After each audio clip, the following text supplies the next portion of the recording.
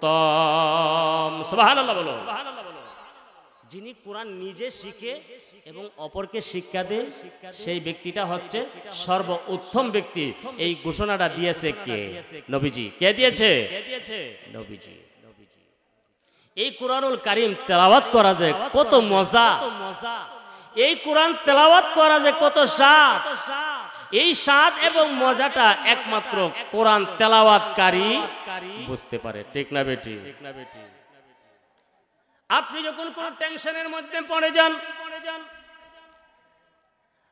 এই কোরআনুল কারীমের মধ্যে 114 খানা সূরার মধ্যে একটা সূরা আছে সূরা ফাতিহা। সূরা ফাতিহা কোন সূরা বলুন তো? আলহামদুলিল্লাহ। আপনি যদি নামাজ পড়েন, যে কোনো নামাজ পড়েন, ফরজ পড়েন, সুন্নত পড়েন, নফল পড়েন, সূরা ফাতিহা ছাড়া নামাজ হবে? কথা বলেন জোরে। সূরা ফাতিহা ছাড়া হবে?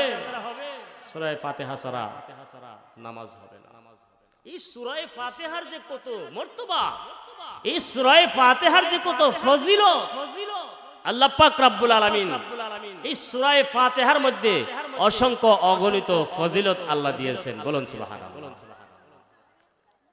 অনেক সময় দেখবেন একটা মানুষের পেটের ব্যথা শুরু হয় কিনা? হ্যাঁ, একবারে অস্থির, পেটের ব্যথা, অস্থির, গড়াগড়ি করতেছে। ওই রোগীটাকে যদি আপনি সহি নিয়তে বিসমিল্লাহর সাথে সূরা ফাতিহা পড়ে ওই পানির মধ্যে ফু দিয়া এই রোগীকে খাওয়াইলে পেটের ব্যথা ভালো হয়ে যাবে। বলুন না সুবহানাল্লাহ। এই সূরাকে অনেক নামকরণ করা হয়েছে। এই সূরাকে বলা হয়েছে সূরাতুশ শিফা। সূরাতুশ শিফা, রোগ মুক্তির সূরা। বলুন না সুবহানাল্লাহ।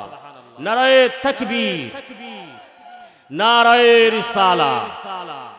হযরত মাওলানা মুফতি ইয়াকুব আলী সুন্নি আল কাদরি সাহেবের আগমন।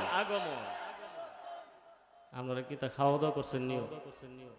খাওয়া দাওয়া করেছেন নি?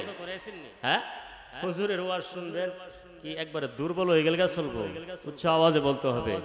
হযরত মাওলানা মুফতি ইয়াকুব আলী সুন্নি আল কাদরি সাহেবের আগমন এই মাহফিলের পক্ষ থেকে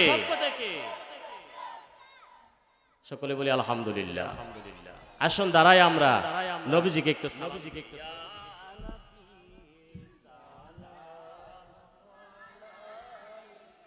সবাই ইয়া রাসূল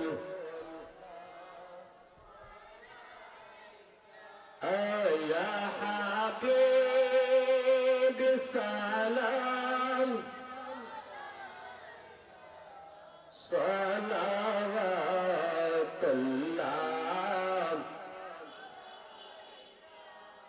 নবীজি গো